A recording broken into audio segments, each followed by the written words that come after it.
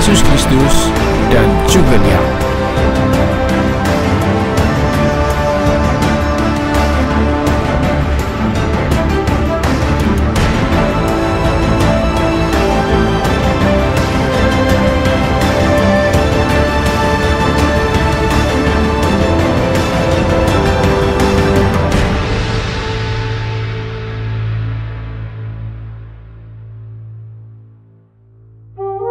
Zhuge Liang adalah seorang tokoh kenamaan yang berasal dari negara Shu pada zaman tiga kerajaan. Zhuge Liang adalah seorang Perdana Menteri Shu yang sangat cerdik, sehingga ia dijuluki Sleeping Dragon.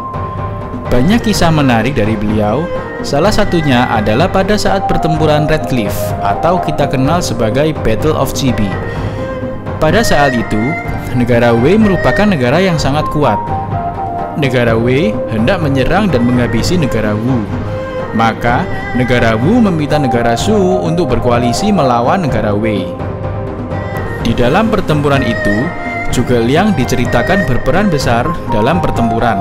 Setidaknya, pada saat pertempuran pecah, Zhuge Liang menggunakan kemampuannya mengendalikan cuaca, sehingga arah angin menguntungkan pemanah apinya.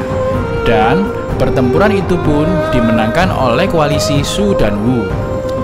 Cerita berikutnya dari Zhuge Liang yang luar biasa adalah ketika Shu menginvasi daerah Nanman, di mana saat itu Meng Huo adalah orang yang berkuasa atas daerah itu.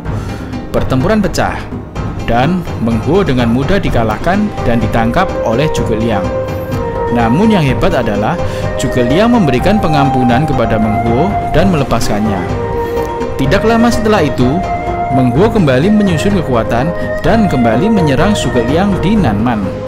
Hasilnya, Zhuge Liang kembali memenangkan pertempuran. Hal tersebut terus terjadi hingga 7 kali pertempuran Zhuge Liang melawan Meng Huo. Tetapi 7 kali pula Zhuge Liang melepaskan pengampunan dan membebaskan Meng Huo. Sejak saat itu, Meng Huo mengabdi kepada negara Shu karena pengampunan dari Zhuge Liang. Cerita Zhuge Liang memang hebat untuk diceritakan. Tetapi tahukah kamu, sepanjang sejarah umat manusia, ada seorang manusia yang jauh lebih hebat dari cerita Zhuge Liang. Ya, dia adalah Yesus. Bagaimana tidak? Kalau Zhuge Liang bisa mengendalikan cuaca, Yesus pun bisa mengendalikan badai di laut, bisa membuat gempa yang dahsyat. Zhuge Liang memberi teladan mengampuni. Yesus pun memberi teladan mengampuni. Bahkan 70 kali 7 kali kita harus mengampuni. Artinya, sepanjang hari, sebanyak apapun kesalahan orang lain, kita harus bisa mengampuni.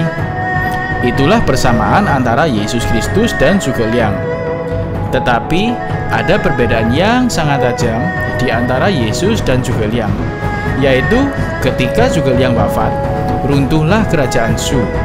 Sedangkan ketika Yesus wafat, yang kita tahu akhirnya bangkit, semakin kuatlah kerajaan dan tahtanya.